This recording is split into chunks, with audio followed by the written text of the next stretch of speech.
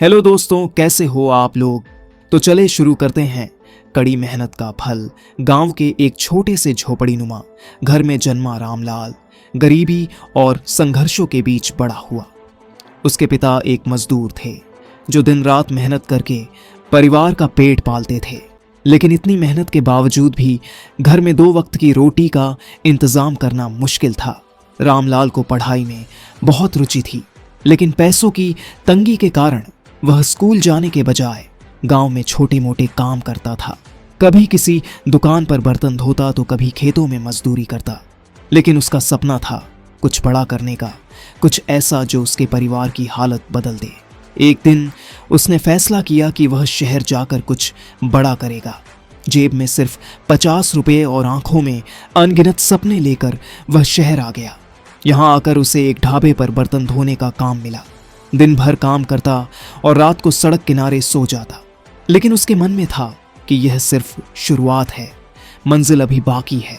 एक दिन उसने देखा कि उसके ढाबे के आसपास कई लोग थे जो छोटे मोटे सामान बेचकर अच्छी कमाई कर रहे थे। उसने भी थोड़े पैसे बचाए और फुटपाथ पर चाय का ठेला लगाना शुरू कर दिया। उसकी मेहनत और अच्छी सर्विस के कारण उसकी चाय मशहूर हो गई। कुछ ही महीनों में उसने थोड़ी और बचत कर ली और एक छोटा सा होटल खोल लिया। अब उसका खुद का बिजनेस शुरू हो चुका था। रामलाल ने धीरे धीरे अपने होटल को बड़ा किया और फिर उसने खाने पीने के कई और आउटलेट खोल दिए। अब वह सिर्फ चाय बेचने वाला नहीं, बल्कि एक सफल बिजनेसमैन बन चुका था। कुछ सालों में ही उसकी कंपनी करोड़ों की हो गई। गांव का वह गरीब लड़का जिसने कभी 2 वक्त की रोटी के लिए संघर्ष किया था, अब एक बिजनेस टाइकून बन चुका था।